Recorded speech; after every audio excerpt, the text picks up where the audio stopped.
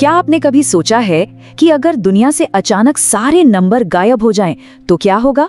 इस एक्सप्लेनर में आपका स्वागत है।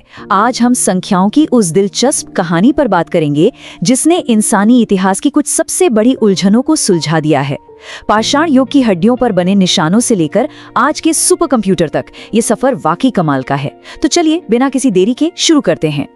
अब सबसे पहला सवाल जो दिमाग में आता है वो ये कि आखिर जब ये नंबर या संख्याएं थी ही नहीं, तब शुरुआती इंसान गिनती कैसे करते थे? मतलब आज तो बिना नंबर्स के हम एक दिन भी नहीं गुजार सकते, है ना? लेकिन एक ऐसा भी वक्त था जब हिसाब रखने का तरीका आज से बिल्कुल अलग हुआ करता था।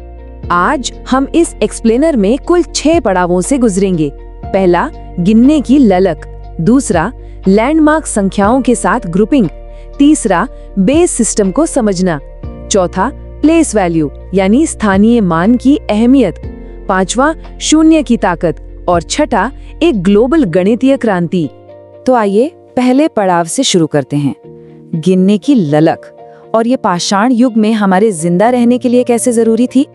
देखिए, शुरुआती इंसानों ने यूं ही शौक के लिए गिनना शुरू नहीं किया था। ये उनकी बेसिक सर्वाइवल यानी जिंदा रहने की जरूरत थी। उन्हें अपने खाने की मात्रा का हिसाब रखना था। मान लीजिए चढ़ने के लिए 10 जानवर गए हैं तो वापस भी 10 ही आने चाहिए। व्यापार करना हो, कोई अनुष्ठान करना हो या फिर नए चांद और मौसम का अंदाजा लगाना हो, इन सब के लिए उन्होंने 1-to-1 मैपिंग का सहारा लिया। मतलब एक चीज के बदले दूसरी चीज। ये सच में जिंदगी और मौत का सवाल था। अब बिना नंबर के ये सब होता कैसे था? इसका जवाब है टैली मार्क्स, इंसान के सबसे शुरुआती कैलकुलेटर्स। जी हाँ, प्राचीन इशांगो और लिम्बोम्बो हड्डियों पर मिले निशानों को ही देख लीजिए। ये 20,000 से लेकर 44,000 साल पुरानी हड्डियां हैं जिन पर लकड़ी या पत्थर से निशान बनाए गए थे। ये हमारे इतिहास के कुछ सबसे पुराने और शानदार गणितीय उपकरण हैं।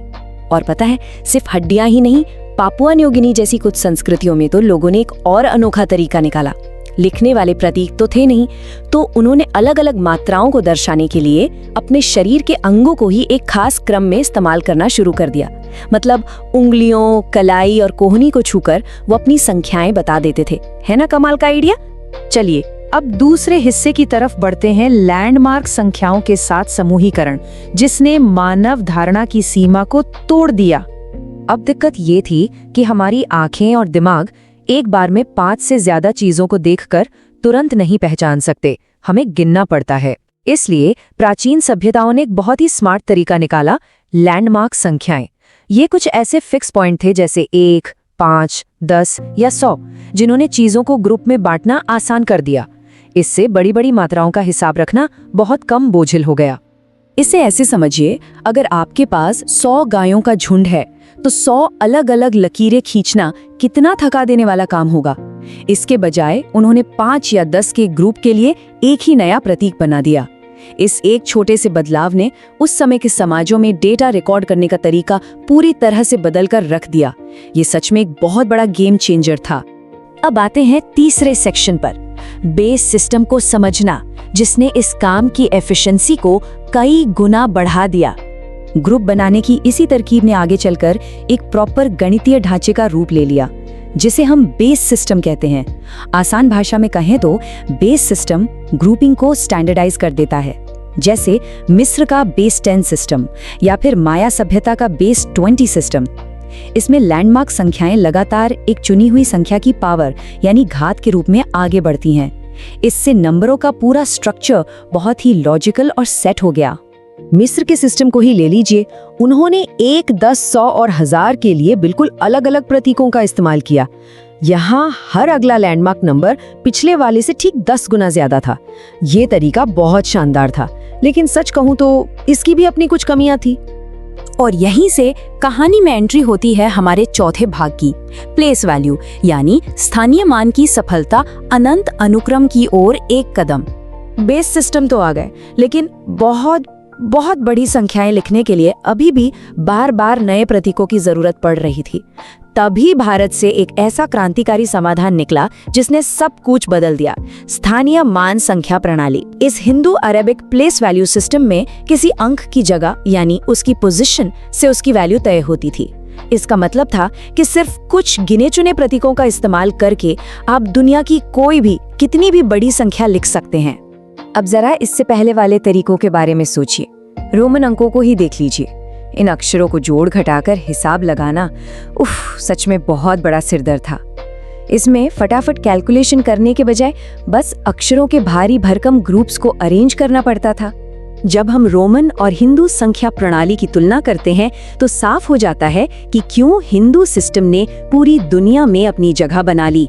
रोमन अंकों में गुणा और भाग करना बहुत ही मुश्किल था, वहीं दूसरी तरफ हिंदू सिस्टम का पोजिशनल बेस 10 स्ट्रक्चर इतना आसान और क्लियर था कि इसने मुश्किल से मुश्किल गणितीय काम को चुटकियों में हल कर दिया। लेकिन इस शानदार सिस्टम में भी एक चीज की कमी थी, और वो है हमारा 5वां भाग, शून्य की शक्ति, जो गणित का सबसे बड़ा टर्निंग पॉइंट साबित हुआ। इस पूरे सिस्टम को एकदम परफेक्ट बनाने के लिए एक आखिरी लेकिन सबसे जरूरी टुकड़े की जरूरत थी, और वो था शून्य। शून्य का आविष्कार एक ऐसा जादुई मोड़ था जिसने गणित को हमेशा के लिए बदल दिया।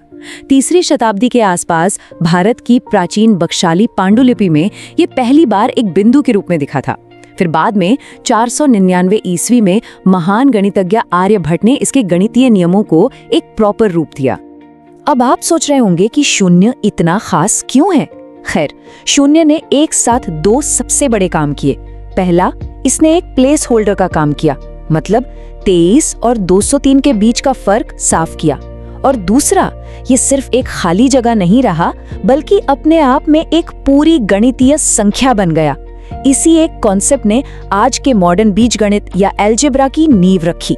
चलिए, अब हम अपने आखिरी और छठे पड़ाव पर आ गए हैं, एक ग्लोबल गणितीय क्रांति।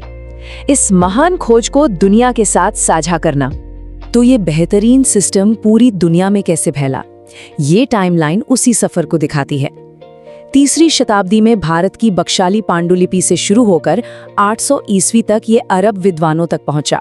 वहां से 1100 ईस्वी के आसपास फाइबोनाची इसे यूरोप ले गए, और 17वीं शताब्दी आते आते विज्ञान और व्यापार के लिए इसे पूरी दुनिया ने अपना लिया। रोमन सिस्टम ने इसे रोकने की कोशिश जरूर की, लेकिन जो चीज इतनी बेहतर हो वो भला कहाँ रुकने वाली थी। और यहाँ एक बहुत ही दिलचस्प फैक्ट है। आज हम टेक की दुनिया में दिन रात एल्गोरिदम शब्द सुनते हैं, है ना? लेकिन क्या आपको पता है कि ये शब्द 9वीं शताब्दी के एक अरब गणितज्ञ अल ख्वारिज़मी के नाम से बना है? जी हाँ, ये वही अल ख्वारिज़मी हैं जिन्होंने इन्हीं हिंदू अंकों पर किताबें लिखकर इन्हें दुनिया भर में मशहूर कर दिया था। अगर हम इस पूरी कहानी का निचोड़ निकालें तो ये हिंदू अरबी संख्या प्रणाली और खास तौर पर शून्य का कॉन्सेप्ट इंसानी इतिहास के सबसे महान आविष्कारों में से एक है। बिल्कुल सच है। जरा सोचिए, इसके बिना आज का हमारा विज्ञान, इंटरनेट या सुपर कंप्यूटर कुछ भी मुमकिन नहीं था। तो अब मैं आपको एक सवाल के साथ छोड़ता हूँ। अगर सिर्फ प्लेस वैल्यू और शून्य जैसे एक सिंपल से आइडिया ने इंसानियत को पूरी मॉडर्न डिजिटल दुनिया बनाने की ताकत दे दी, तो सोचिए आने वाले कल का गणित किन नई और असंभव लगने वाली बाधाओं को तोड़ देगा। सोचने वाली बात है ना? इस एक्सप्लेनर में हमारे साथ जुड़ने के लिए बहुत बहुत शुक्रिया।